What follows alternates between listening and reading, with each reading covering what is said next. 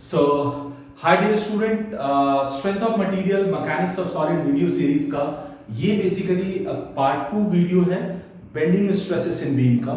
और as discussed bending stresses in beam में bending equation को डियर स्टूडेंट हम डिराइव करने वाले हैं। सो बेंडिंग इक्वेशन जैसा कि मैंने आपको ऑलरेडी एक्सप्लेन कर दिया है कि बेंडिंग इक्वेशन क्या होता है dear student, m by I is equal to sigma by y is equal to E by R।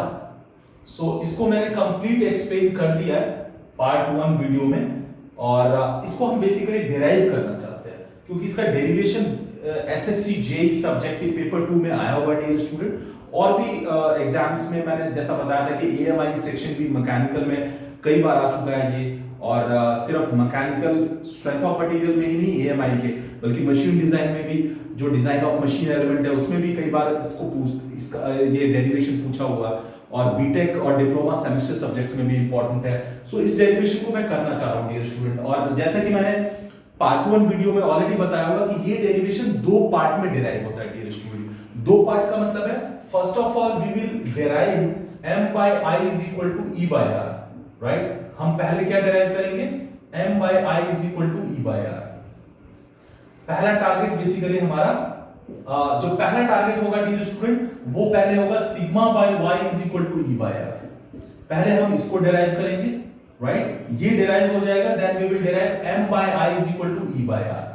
So obviously जब ये डिराइव हो जाएगा और ये डिराइव हो जाएगा तो दोनों को अगर हम क्लब करेंगे so then we can say that m by I is equal to sigma by y is equal to E by R।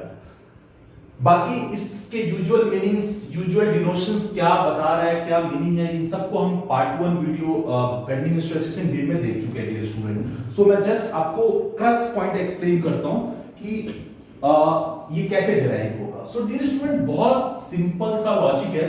अगर मैं इसके डेरिवेशन की बात करूं तो ये एक बीम है आपका, राइट। ये बीम है डियर स्टूडेंट, ये बीम है और इस पे मैं bending moment means bending moment से ये सब्जेक्टेड है, m से सब्जेक्टेड है डियर स्टूडेंट।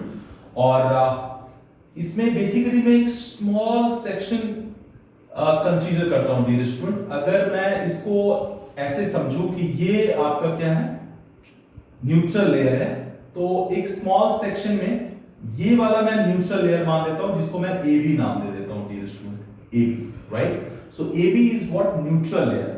और AB के अंदर ये वाला पोर्शन डियर स्टूडेंट मैं CD बोल देता हूं और बेसिकली ये वाला EF बोल देता हूं डियर स्टूडेंट। सो अगर मैं आपको बताऊं AB बेसिकली ये पूरा बीम है, इस बीम का एक स्मॉल पोर्शन ये यहां से यहां तक को मैं कंसीडर कर रहा हूं।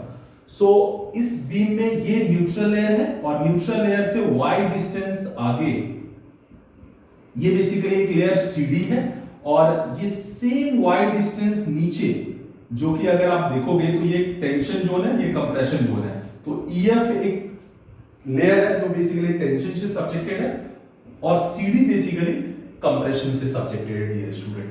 अब इसी का बेसिकली मैं बेंडेड फॉर्म बना रहा हूं डियर स्टूडेंट, जो आफ्टर बेंडिंग जो इसका शेप होगा।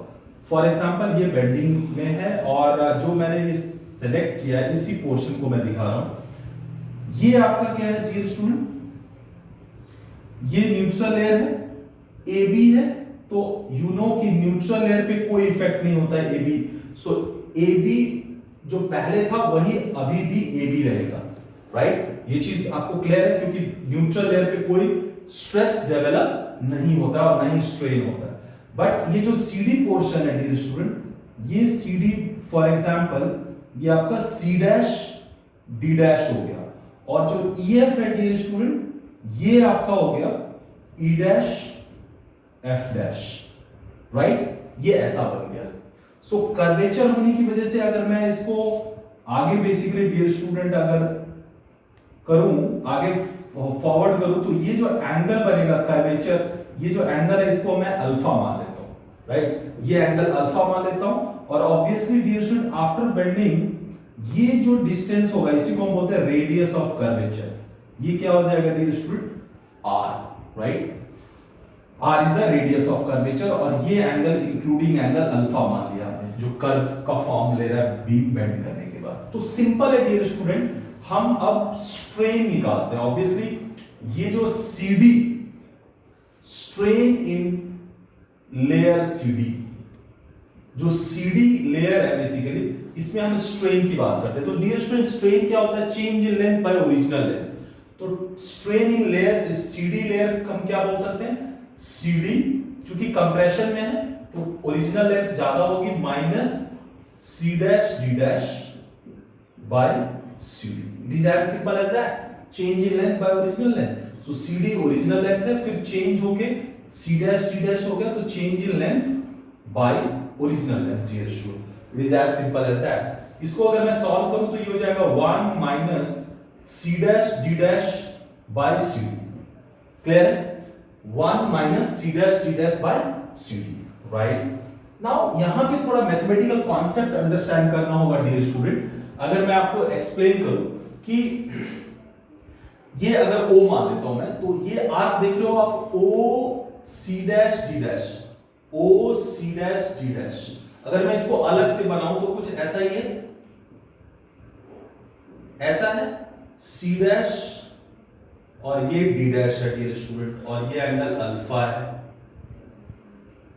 और ये लेंथ क्या होगी डियर स्टूडेंट? ये लेंथ आप बता सकते हो मुझे? देखो टोटल ये R होगा, यहां से यहां तक ये टोटल क्या है? सॉरी, ये यहां तक ये R है, इस R में ये Y माइनस हो जाएगा, क्योंकि ये जो डिस्टेंस Y है ये अभी भी वही रहेगा, not this will be Y।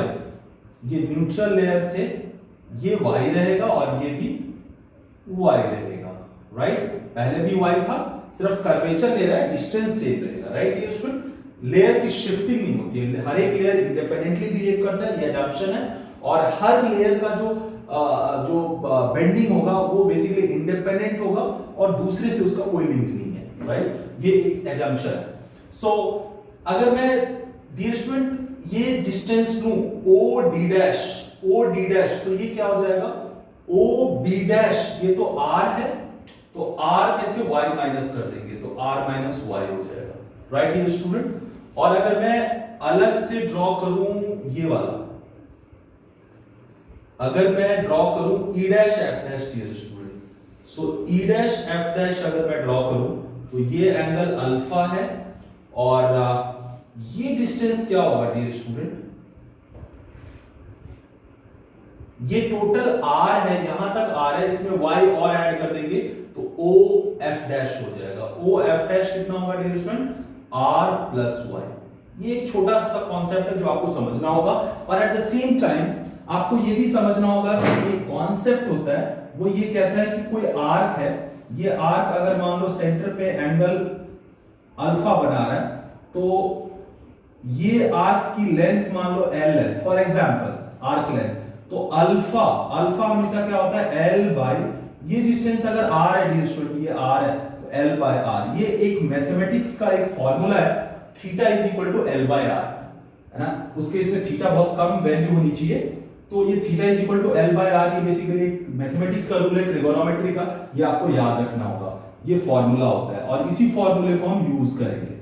Means इस फॉर्मूले को यूज करेंगे तो हमारी जो आर्क लेंथ है, आर्क लेंथ हमेशा L क्या होगा? Angle into radius. ये चीज आपको समझना है, एंगल इनटू रेडियस। यही लॉजिक डियर स्टूडेंट हम यहां पे लगा रहे हैं। अपने को C डैश D डैश निकालना है, यहां से देखो C डैश D डैश ये निकालना है, तो C dash D dash arc length है, तो ये क्या हो जाएगा? R minus Y alpha, radius into angle. और similarly E dash F dash की तो जरूरत है नहीं, तो we can leave it, right? अब आते हैं फिर से वही स्ट्रेन वाली वैल्यू पे। 1 minus C dash D dash को डियर स्टूडेंट क्या लिखूंगा मैं? R माइनस Y अल्फा, ये है ना आपका C dash D dash, R minus Y alpha by CD। Where is CD? CD dear student ये है जो कि अभी किसके बराबर होगा डियर स्टूडेंट? CD को मैं बेसिकली क्या बोल सकता हूं? AB के बराबर बोल सकता हूं। क्या बोल सकता हूं डियर स्टूडेंट? AB। तो CD को मैं क्या बोलूंगा डियर स्टूडेंट? AB। और अगर मैं इस वाले ट्राइंगल में, इस वाले आर्क में AB की वैल्यू निकालूं डियर स्टूडेंट, तो मैं निकाल सकता हूं। मैं एक अलग से डायग्राम फिर से बना ले रहा हूं। ये है फिर से O, ये एंगल अल्फा है, और अब आर्क लेंथ में AB ले लेता हूं। तो AB की जो लंबाई होगी, और ये डियर स्टूडेंट ये कितनी होगी, ये रेडियस है आपका, रेडियस ऑफ कर्वेचर। AB के लिए ये रेडियस ऑफ कर्वेचर R है। So you can easily right from this trigonometry formula कि जो आर्क लेंथ होता है वो एंगल इनटू रेडियस होता है। तो यहां पे आर्क लेंथ AB है, AB को मैं क्या लिख सकता हूं, R इनटू अल्फा। तो यही, और इस AB को यहां पे पुट कर देते हैं डियर स्टूडेंट, क्योंकि ये जो CD है ना, CD इसको मैं AB भी लिख सकता हूं। तो CD को मैंने AB लिख दिया, राइट, और AB के बदले मैं क्या लिख दूंगा dear student, R minus Y alpha. AB को मैं क्या लिखूंगा डियर स्टूडेंट, R अल्फा। क्या लिखूंगा, R अल्फा। अल्फा अल्फा गॉट कैंसल्ड, इसको सॉल्व करूंगा तो ऊपर आ जाएगा R minus R plus Y divided by R। R got cancelled से ये आ गया dear student y by R। बहुत छोटा सा कॉन्सेप्ट है, बट मैथमेटिक्स का ये फॉर्मूला आपको पता होना चाहिए, और कैसे आर्क लेंथ हमने निकाला ये पता होना चाहिए। So now you finally got dear student यहां पे कि स्ट्रेन कितना आ गया आपका, y बाय R। अब डियर स्टूडेंट स्ट्रेन होता क्या है, ये होता है stress by Young's modulus, right. Strain is always equal to stress by Young's modulus. तो ये क्या हो जाएगा, y बाय R।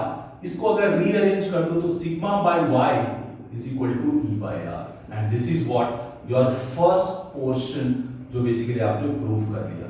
ये फर्स्ट पार्ट आपने प्रूव कर लिया, first part proved. So now from here it is clear that अगर बीम को आप बेंड कर रहे हो, अगर आप बीम को बेंड कर रहे हो, तो बीम में sigma by y means y distance पे कोई भी जो लेयर होगा उस पे जो स्ट्रेस होगा, न्यूट्रल लेयर से y डिस्टेंस पे जो स्ट्रेस होगा, that stress divided by its distance from neutral layer is equal to its beam's material's Young's modulus divided by its radius of curvature. So I think ये बहुत ही basic concept है, और अगर आप mathematically बहुत ज्यादा साउंड नहीं हो तो आपको ये एक फॉर्मूला होता है theta is equal to L by R, ये अंडरस्टैंड करना है, और ये ही अप्लाई किया मैंने तीनों डायग्राम में। स्ट्रेन पहले निकाला एक CD लेयर के लिए, obviously change in length by original length, और उसी को मैथमेटिकली ट्रीट करके मैंने निकाल लिया।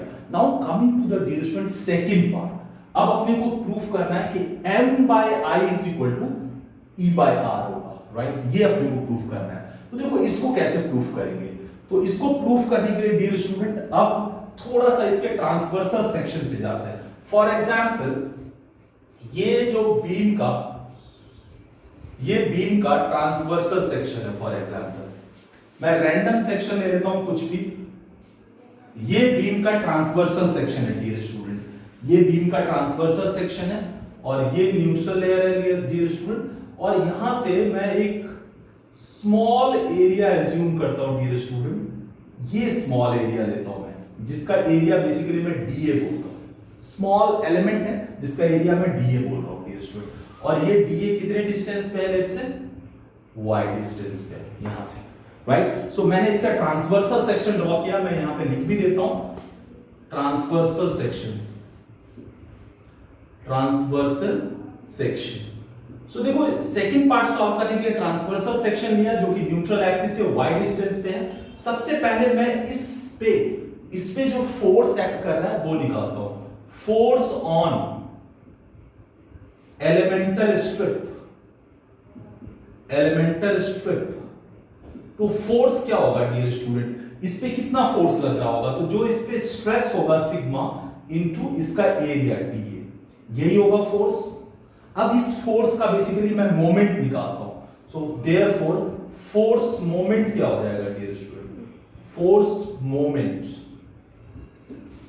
ये फोर्स मोमेंट क्या हो जाएगा, सिग्मा इनटू DA इनटू, ये तो हो गया फोर्स, और मोमेंट का मतलब है न्यूट्रल एक्सिस के अबाउट मोमेंट निकालना है, तो y से मल्टीप्लाई हो जाएगा, right. So this force into distance. अब यहां से डियर स्टूडेंट अभी हमने सॉल्व किया, सिग्मा को मैं क्या लिख सकता हूं, EY बाय R, यहां से सिग्मा इज इक्वल टू क्या लिख दूंगा, EY बाय R, और यही चीज मैंने यहां पे पुट किया, सिग्मा के बदले मैंने क्या पुट कर दिया, EY by R into DA into Y, ये फोर्स का मोमेंट हुआ डियर स्टूडेंट। जो इस एलिमेंटल स्ट्रिप पे जो फोर्स लग रहा है उसका न्यूट्रल एक्सिस के अबाउट मोमेंट, इसको मैं रीराइट करके dear student E by R y square dA लिख सकता हूं।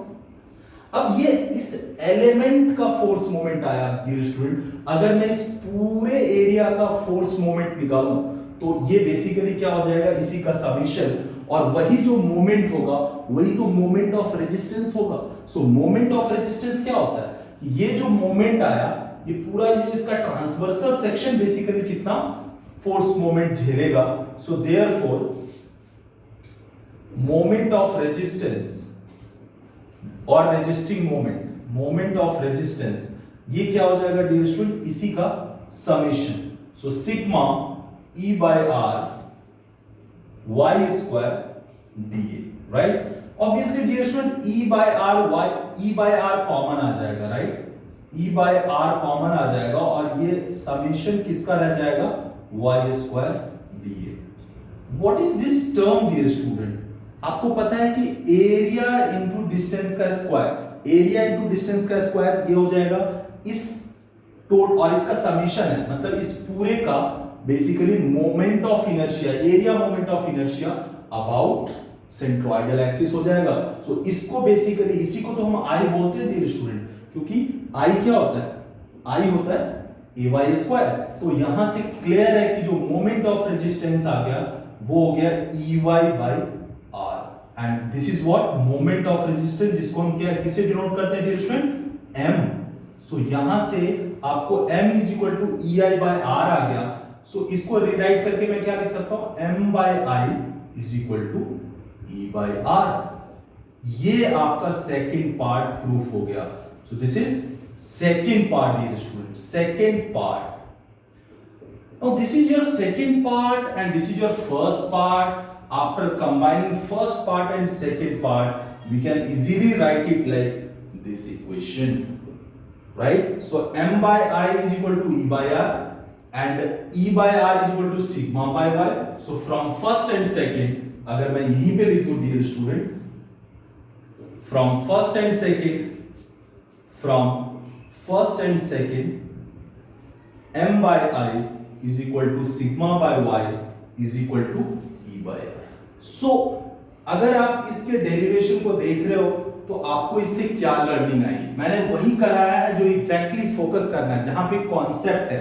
बाकी आप इसको डायग्राम बना के रिप्रेजेंट करके कि let's say there is a beam subjected to bending moment m and there is a layer CD which is y distance from neutral axis and blah blah blah. So like this you can write it and then again you have to solve, means you have to derive. So derivation का जो crux point है वो यही है dear student, and I hope कि आपको understand हो गया होगा।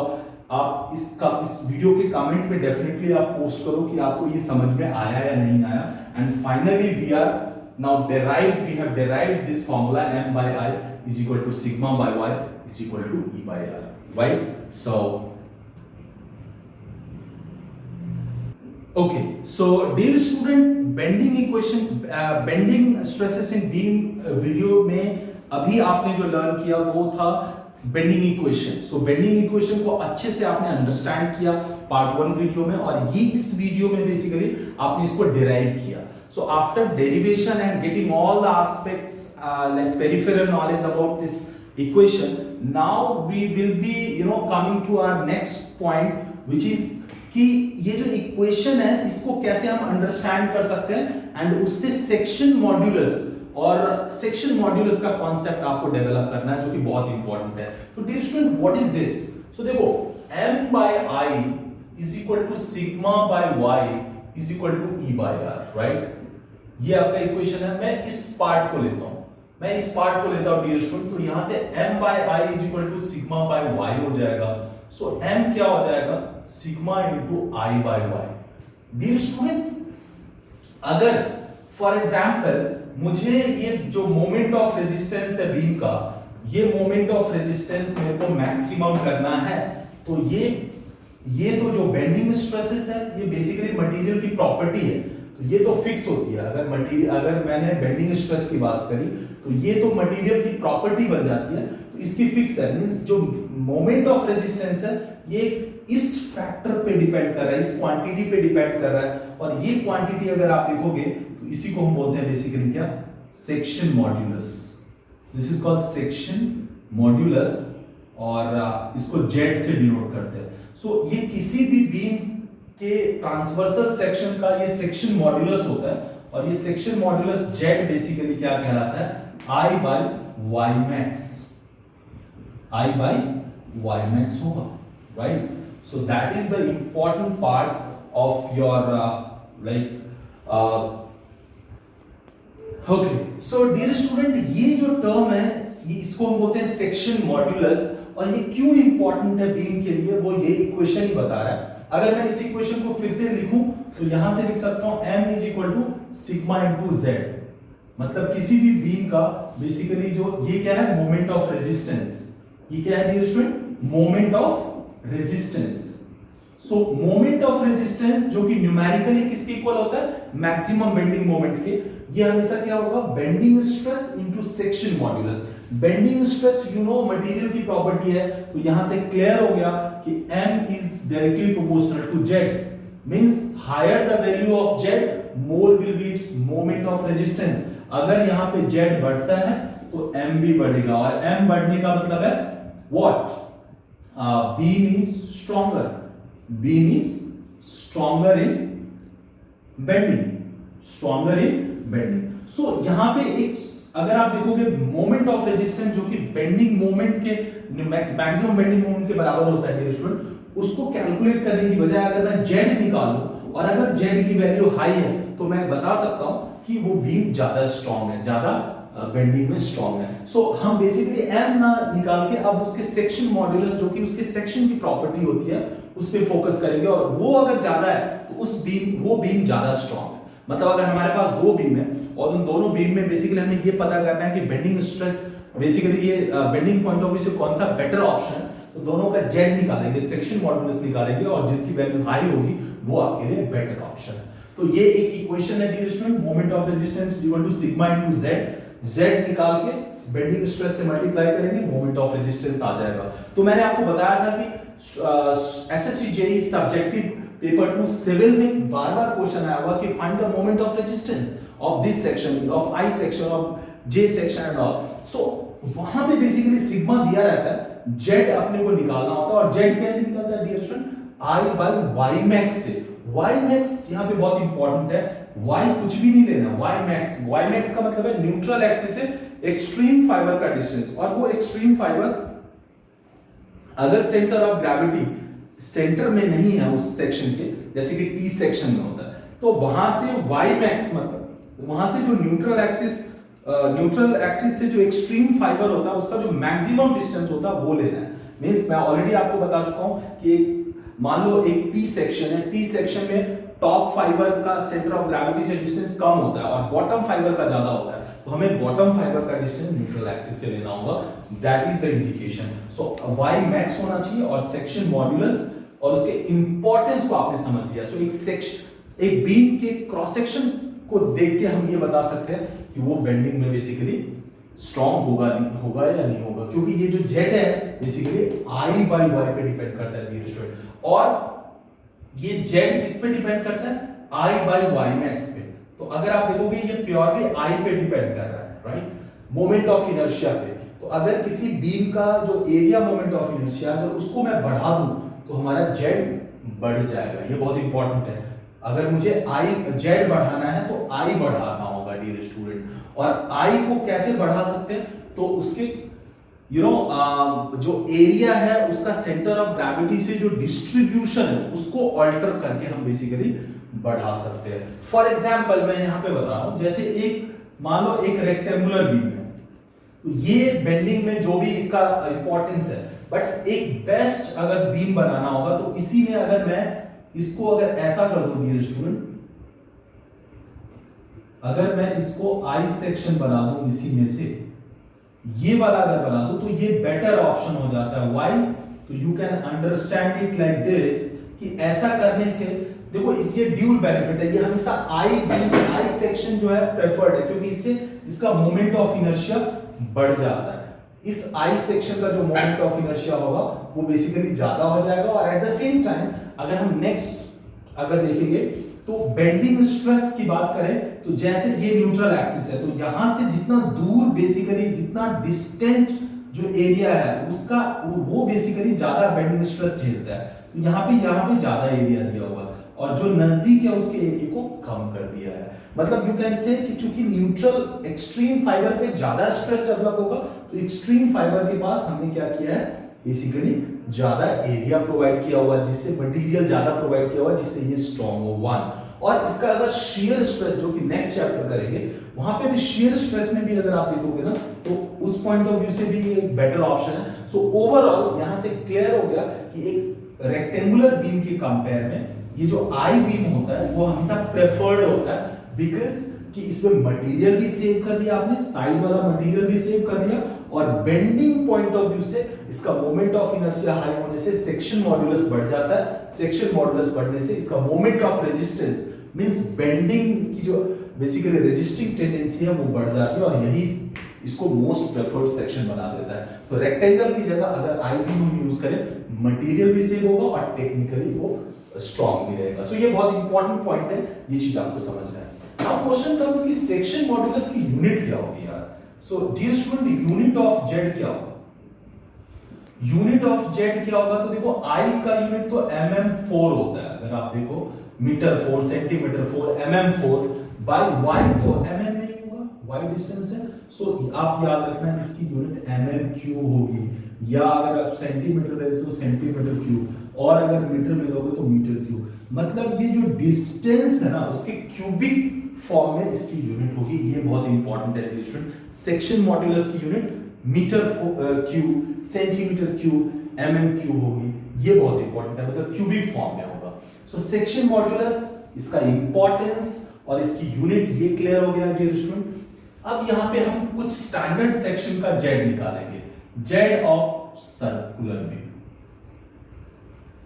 सो डियर स्टूडेंट, सर्कुलर बीम को अगर आप देखोगे तो उसका क्रॉस सेक्शन ऐसा होगा, न्यूट्रल एक्सिस ये होगा, और यू नो इसका डायमीटर d होता है। अगर मैं y की बात करूं तो न्यूट्रल एक्सिस से ये y क्या हो जाएगा, d/2 होगा डियर स्टूडेंट। तो जेड सर्कुलर क्या होगा, I/y मैक्स डियर स्टूडेंट।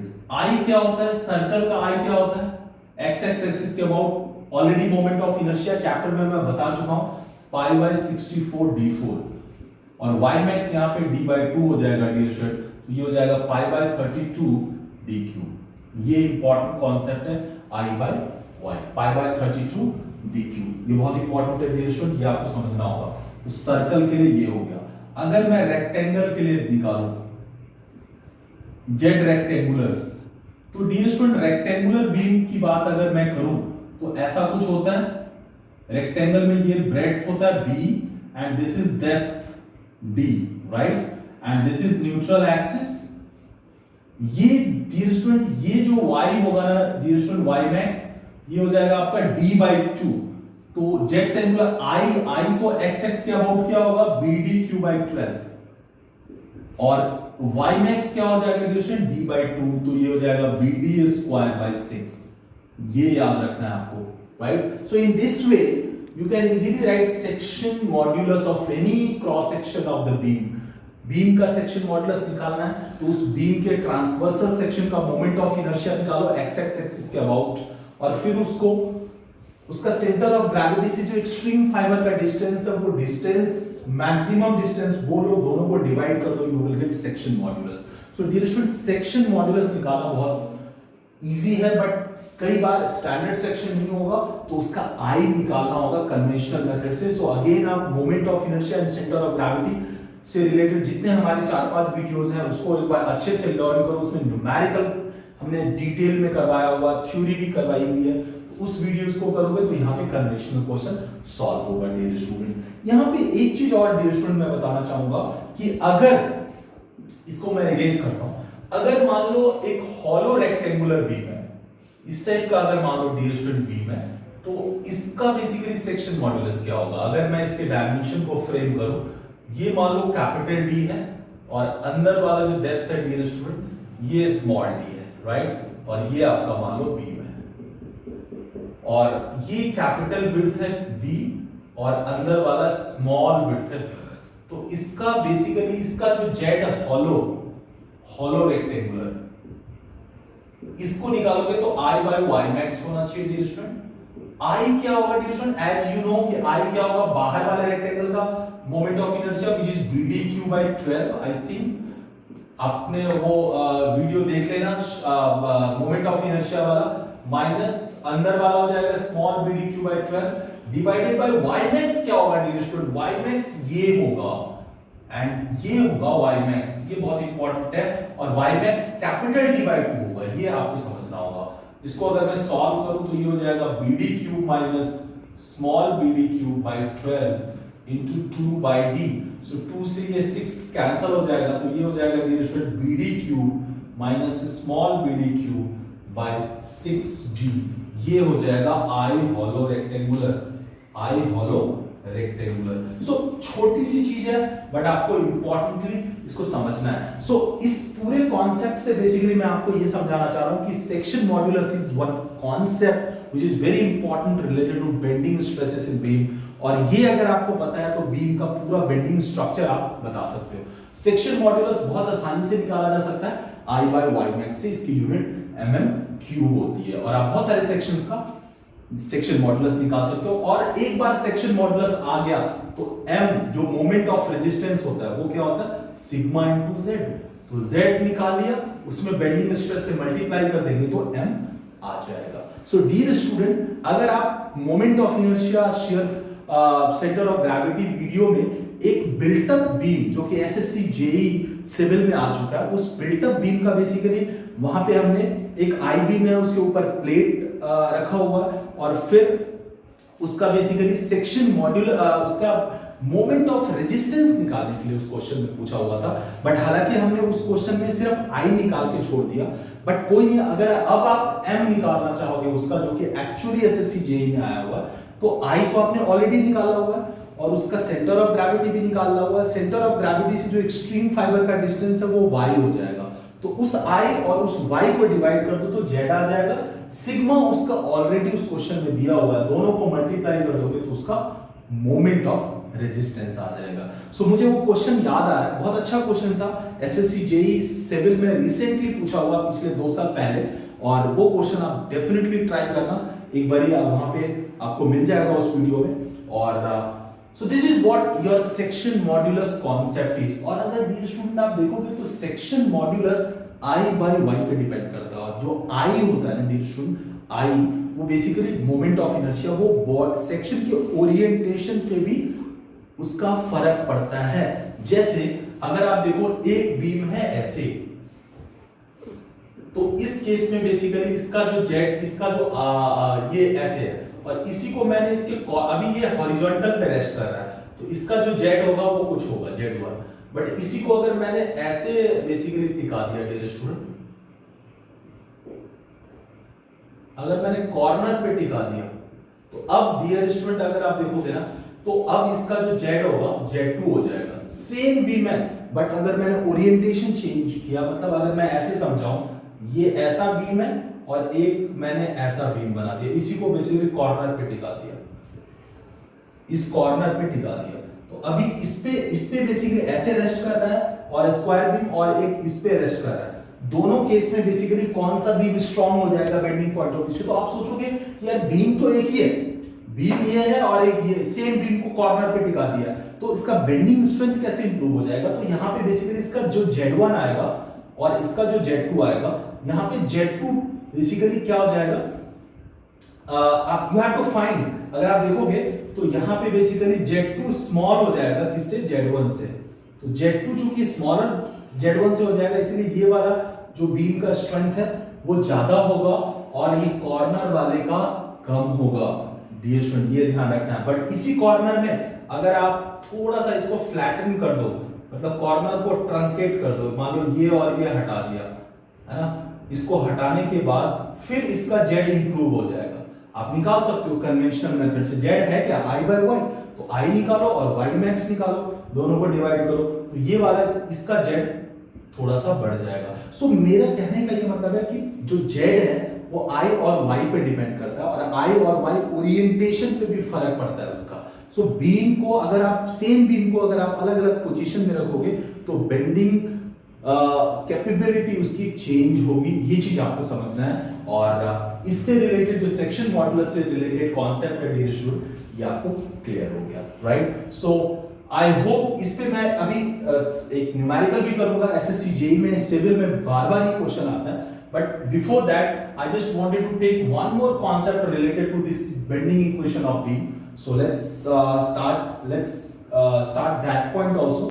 इस पूरे को दिखा दिया था। ओके, सो डियर स्टूडेंट, अब बेंडिंग से रिलेटेड ही, बीम के बेंडिंग से रिलेटेड एक और टर्मिनोलॉजी है।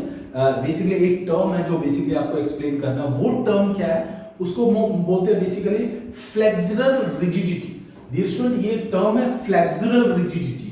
ये फ्लेक्सुरल रिजिडिटी क्या है, इसको अपने को समझना है। फ्लेक्सुरल रिजिडिटी, देखो डियर स्टूडेंट, फ्लेक्सुरल रिजिडिटी एक टर्म है और इसको समझना है तो हम क्या करते हैं, m by i is equal to e by r, इन दोनों को ले लेते हैं। और इन दोनों को अगर लेंगे तो m by i किसी भी बीम के लिए वो e by r के बराबर होगा। और यहां से अगर मैं m निकालूं तो ये हो जाएगा ei by r।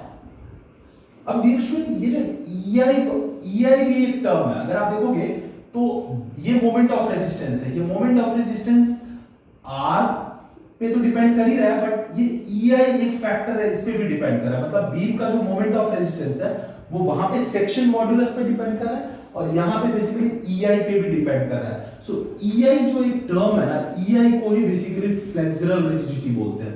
इसी को हम डियर स्टूडेंट क्या बोलते हैं, flexural rigidity. So if we can define it, flexural rigidity, what is flexural rigidity? It is the product of Young's modulus of elasticity of the beam material and its moment of inertia, like area moment of inertia about neutral axis. इन दोनों के product को बोलते हैं dear student, इसी को बोलते हैं। इसकी यूनिट क्या होगी डियर स्टूडेंट? फ्लेक्सुरल रिजिडिटी को समझ गया आप, इसकी यूनिट क्या होगी? तो यंग्स मॉडुलस की यूनिट क्या होती है? न्यूटन पर मीटर स्क्वायर। और आई की लेंथ से मीटर में ले लेंगे तो मीटर 4, तो ये न्यूटन मीटर स्क्वायर हो जाएगा, which is very important.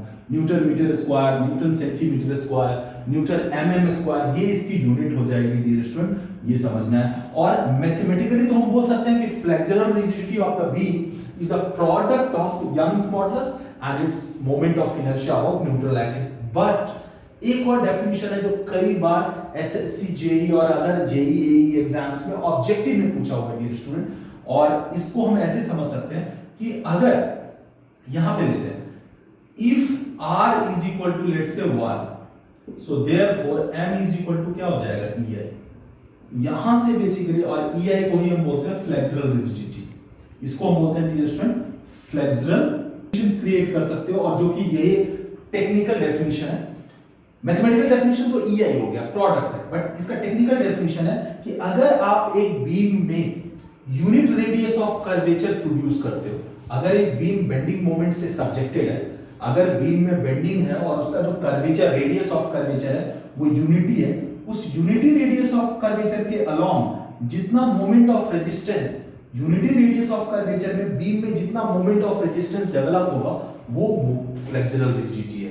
Means किसी भी बीम की जो फ्लेक्सुरल रिजिडिटी है वो moment of resistance offered by that beam against unit radius of curvature होता है। ये जरूर याद रखना, ये कई बार एग्जाम में आया होगा। Means flexural rigidity is the moment of resistance offered by the beam in case of unit radius of curvature. So ये याद रखना, मैं ये लाइन लिख भी देता हूं, flexural rigidity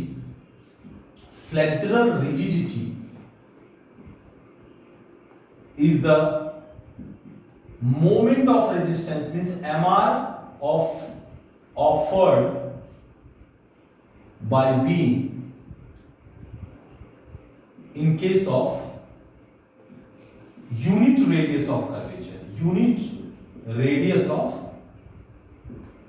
curvature, ये बहुत इंपॉर्टेंट है dear student. Unit radius of curvature में जो वो मोमेंट ऑफ रेजिस्टेंस ऑफर करता है वही बीम का फ्लेक्सुरल रिजिडिटी है, ये चीज याद रखना। मतलब अगर बीम का फ्लेक्सुरल रिजिडिटी ज्यादा है तो मोमेंट ऑफ रेजिस्टेंस ज्यादा होगा, it is as simple as that. So flexural rigidity ज्यादा है, मोमेंट ऑफ रेजिस्टेंस ज्यादा होगा, सेक्शन मॉडुलस ज्यादा है, मोमेंट ऑफ रेजिस्टेंस ज्यादा होगा। सो बीम का जो बेंडिंग मोमेंट ऑफ रेजिस्टेंस है वो फ्लेक्सुरल रिजिडिटी और उसके सेक्शन मॉडुलस पे डिपेंड करता है। सेक्शन मॉडुलस में रेडियस ऑफ कर्वेचर का इफेक्ट नहीं काउंट किया है, बट यहाँ पे रेडियस ऑफ कर्वेचर भी काउंट है, मींस फ्लेक्सुरल रिजिडिटी बोलते हैं स्टूडेंट। ये बहुत इंपॉर्टेंट है, इसकी यूनिट न्यूटन मीटर स्क्वायर है और इसका डेफिनेशन आपको समझ में आ गया। सो आई होप ये चीज आपको क्लियर हो गई होगी, right? That's all. Now we will proceed to the previous year asked question। अगर आपने इस वीडियो जो basically bending stresses in beam का जो वीडियो हमने स्टार्ट किया है पार्ट 1 में, ऑलरेडी मैंने प्लान बता दिया था कि हम कैसे प्रोसीड करेंगे। तो अब जो हमारा जो मूवमेंट है वो नेक्स्ट पॉइंट पे जाता है, और वो है कि हमें बेंडिंग स्ट्रेसेस कैलकुलेट करना है बीम के अलग अलग लेयर्स पे, राइट? और फिर उसको मैथमेटिकली फाइंड करना है, जो कि न्यूमेरिकल का एस्पेक्ट्स बनता है। इस पे आते हैं डियर स्टूडेंट, राइट?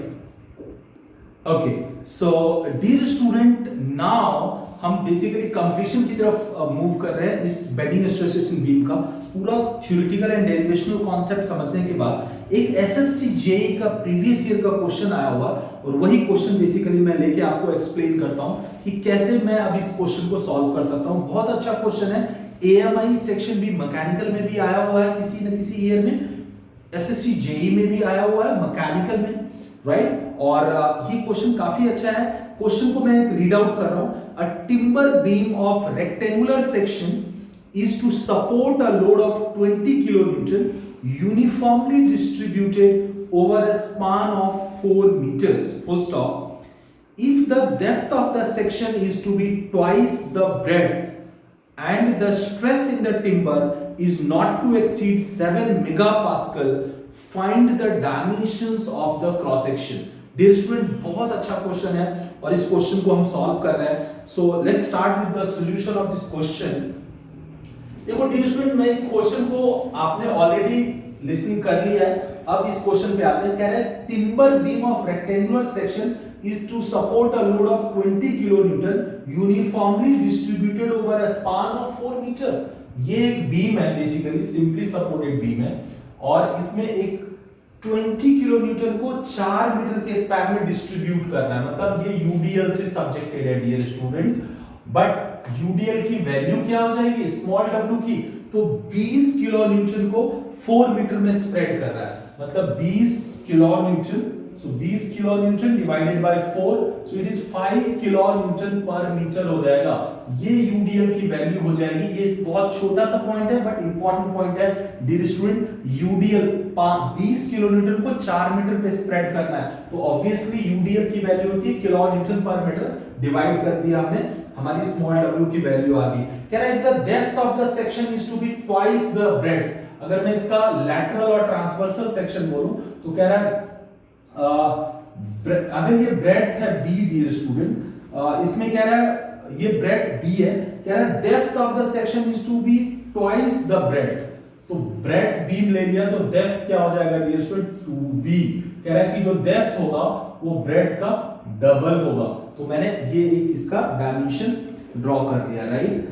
कह रहा है the stress in the timber is not to exceed 7 megapascal, मतलब सिग्मा बी 7 मेगापास्कल से ज्यादा नहीं हो सकता, मतलब मैं 7 मेगापास्कल ले लिया। ऑब्वियसली ये एक्सट्रीम फाइबर पे होगा डियर स्टूडेंट, ये कहां पे होगा, इस पॉइंट पे होगा सिग्मा बी कितना 7 मेगापास्कल, राइट? ये चीज आपको समझना है, क्योंकि आपको पता है कि जो मैक्सिमम बेंडिंग स्ट्रेस होता है वो एक्सट्रीम फाइबर पे होता है, और चूंकि ये रेक्टेंगुलर बीम है तो या तो टॉप में ले लो या बॉटम में ले लो, बराबर ही होगा क्योंकि सेम डिस्टेंस पे है। तो कह रहा है लास्ट में find the dimensions of the cross section. Dimensions of cross section का मतलब है b, you have to find breadth और डेप्थ आपको फाइंड करना है, ये दो निकालना है। बहुत अच्छा क्वेश्चन है। सबसे पहले डियर स्टूडेंट यू नो ये बेंडिंग ऑफ बीम का ही क्वेश्चन है, तो सबसे पहले आपको मोमेंट ऑफ रेजिस्टेंस m निकालना है।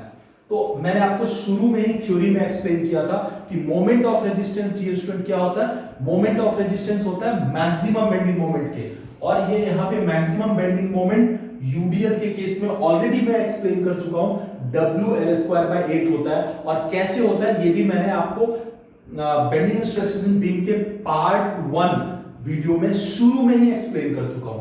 तो ये याद रखना होगा, यहाँ पे m क्या हो जाएगा डियर स्टूडेंट WL²/8, क्योंकि ये जो मोमेंट ऑफ रेजिस्टेंस है डियर स्टूडेंट, ये मैक्सिमम बेंडिंग मोमेंट के न्यूमेरिकली इक्वल होता है, और मैक्सिमम बेंडिंग मोमेंट सेंटर में होगा, और ये सेंटर में m क्या होता है, WL²/8, स्मॉल w होता है। इसको सॉल्व कर लेते हैं डियर स्टूडेंट। 5 किलो न्यूटन है, राइट, सो 5 × 10⁻³ कर देते हैं, इंटू L²। L कितना है डियर स्टूडेंट, L कह रहा है 4 मीटर है, राइट, 4 मीटर है स्पैन, तो WL²/8 ये न्यूटन मीटर हो जाएगा डियर स्टूडेंट। ये m हो गया, राइट। अब इसका I निकाल लेते हैं, तो I न्यूट्रल एक्सिस के अबाउट होता है डियर स्टूडेंट, ये NA है, तो ये क्या हो जाएगा BDQ/12। लेकिन यहाँ पे BD को मैं 2B लिख सकता हूं, क्योंकि दिया हुआ है कि डेप्थ ब्रेड का डबल है। इसको अगर मैं सॉल्व करूंगा डियर स्टूडेंट, तो आई थिंक 2 का क्यूब 8 B4/12 हो जाएगा, 4 से कैंसिल हो जाएगा, तो ये हो जाएगा 2B4/3। तो ये आपने I भी निकाल लिया। So M/I is equal to sigma, sigma दिया हुआ, और Y हो जाएगा डियर स्टूडेंट D/2। तो मैं लगा देता हूं, सो देयरफॉर ये क्या होता है, M/I इज इक्वल टू सिग्मा/Y। सो M क्या दिया हुआ डियर स्टूडेंट, अगर मैं यहां से सॉल्व करूं तो ये 4 × 4 है, तो 4 से ये 2 कैंसिल, फिर ये 2 हो जाएगा, राइट। सो मैं अगर इसको 2 से कैंसिल कर दूं, और 2 से ये फिर 10, और 10 × 10⁻³ मतलब 10⁴ हो गया, और I आपने 2B4/3 निकाल लिया। सिग्मा दिया हुआ है 7 मेगा पास्कल रेडिएशन, मेगा मतलब 10⁶, राइट, और Y क्या हो जाएगा डियर स्टूडेंट, ये हो जाएगा Y, और ये Y बेसिकली क्या होगा D/2, और D ऑलरेडी 2B है, मींस 2B/2 मतलब B हो जाएगा। तो यहां पे मैं B लिख देता हूं। ये डियर स्टूडेंट इस B से ये BQ कैंसिल हो जाएगा, 3 ऊपर चला जाएगा, ये हो जाएगा 3 × 10⁴/2B, 2BQ is equal to 7 × 10⁶, right. अब यहां पे 10⁴ से ये 10⁻² हो गया डियर स्टूडेंट, और अगर मैं यहां से ये क्रॉस मल्टीप्लाई करूं तो ये हो जाएगा 14 × 10⁻² BQ इज इक्वल टू 3। तो यहां से BQ क्या हो जाएगा डियर स्टूडेंट, 3/14, 10 का स्क्वायर मतलब 100, और देयरफॉर B क्या हो जाएगा डियर स्टूडेंट, 3/1400 का 1/3। कैलकुलेटर से जो भी आएगा इतना मीटर है, इसको 1000 से मल्टीप्लाई कर देना या 100 से मल्टीप्लाई कर देना डिपेंडिंग, तो mm या सेंटीमीटर में ब्रेड्थ आ जाएगा। सो ब्रेड्थ क्या आ जाएगा, 3/1400 whole to the power 1/3 into 1000 ले लेते हैं, तो ये mm में आ जाएगा। तो डियर स्टूडेंट ब्रेड्थ आ गया, इसी को डबल कर देंगे, ये ब्रेड्थ आने आ गया, तो डेप्थ क्या हो जाएगा 2 × B, तो डेप्थ भी आ जाएगा, और इससे आप डायमेंशन निकाल लोगे। सो यही निकालना था कि डायमेंशन क्या होगा। सो बहुत ही स्मॉल क्वेश्चन है, बट कॉन्सेप्चुअल क्वेश्चन है। अगर आप पहली बार बेंडिंग स्ट्रेसेस इन बीम कर रहे हो, तो एक अच्छे क्वेश्चन की कैटेगरी में इसको हम रख सकते हैं।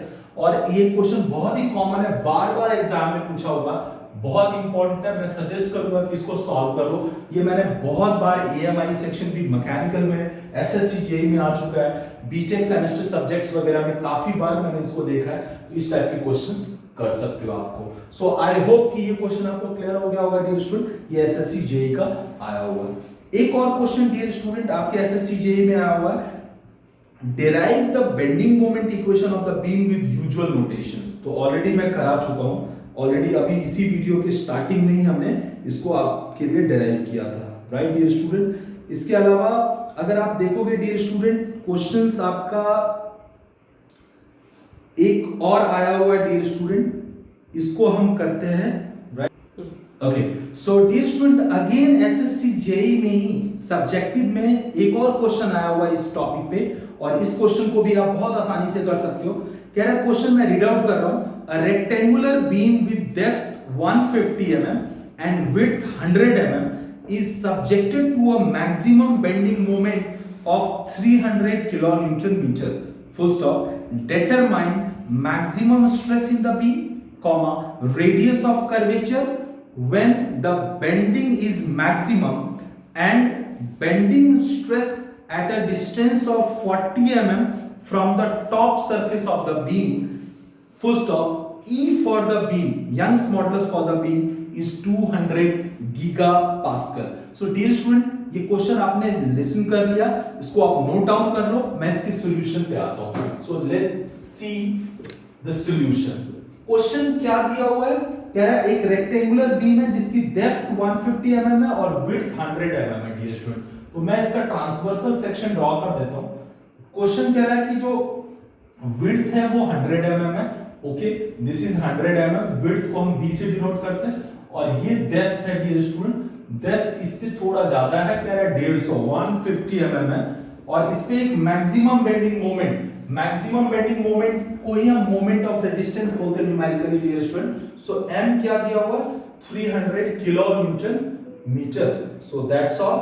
300 किलो न्यूटन मीटर m दे दिया. कह रहा determine maximum stress in the beam, sigma max निकालना है. मतलब ऑब्वियसली कहां पे निकलेगा? एक्सट्रीम फाइबर पे. तो यहां का सिग्मा मैक्स निकालना है डियर स्टूडेंट. क्योंकि यहां पे ये और ये डिस्टेंस सेम होगा तो कहीं पे भी दोनों में से कोई भी y ले लो. लेकिन अगर यहां पे मैक्सिमम ये और ये अलग अलग होता तो मैक्सिमम स्ट्रेस के लिए बेसिकली हम क्या लेते डियर स्टूडेंट? डियर स्टूडेंट हम यहां पे y बेसिकली क्या लेते? मैक्सिमम स्ट्रेस के लिए हमें क्या लेना होता?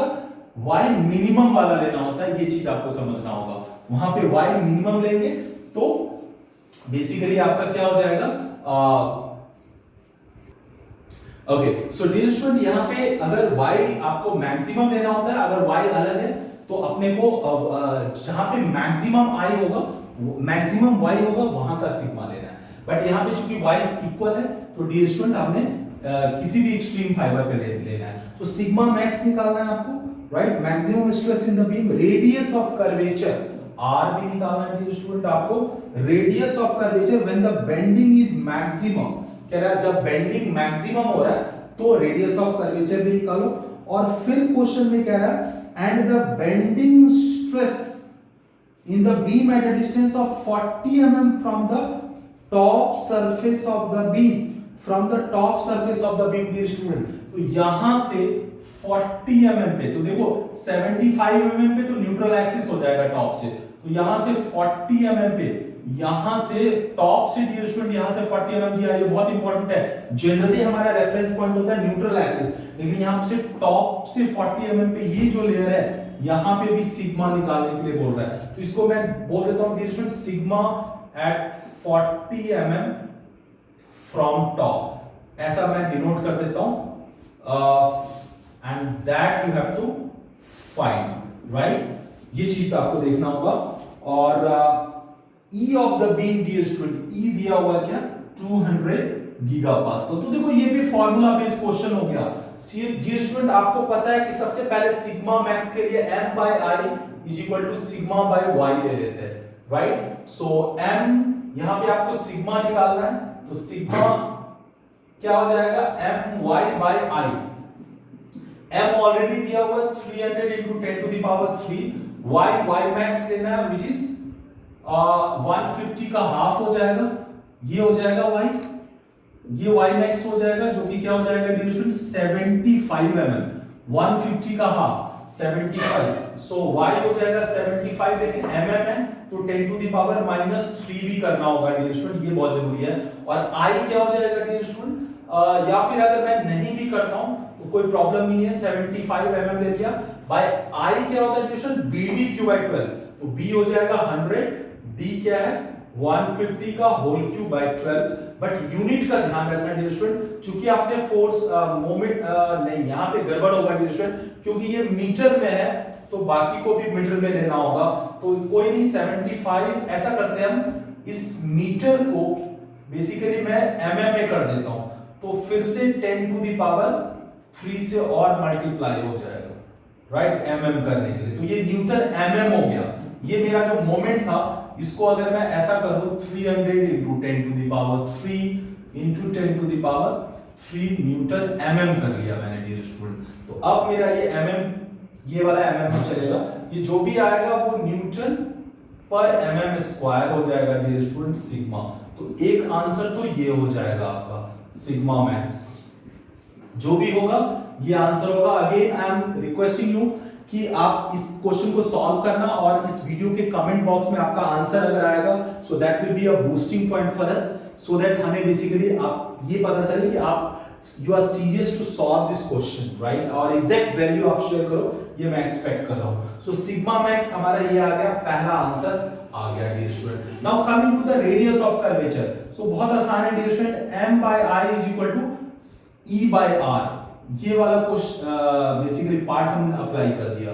तो R क्या हो जाएगा डियर स्टूडेंट, ये हो जाएगा EI by M, ये हो जाएगा EI by M। E आपको पता है डियर स्टूडेंट कितना है, 200 into 10 to the power 9 because it is giga pascal, right? लेकिन एक चीज ध्यान रखना है कि आपका जो ओके I बेसिकली फिर mm में होगा, तो बेटर है 200 गीगा पास्कल को मैं डियर स्टूडेंट ऑलरेडी मैंने कन्वर्जन के लिए जो शुरू का स्ट्रेस स्ट्रेन वीडियो है उसमें आपने देखा होगा, इस गीगा पास्कल को मैं 10 to the power 3 mega pascal बोल सकता हूं, और मेगा पास्कल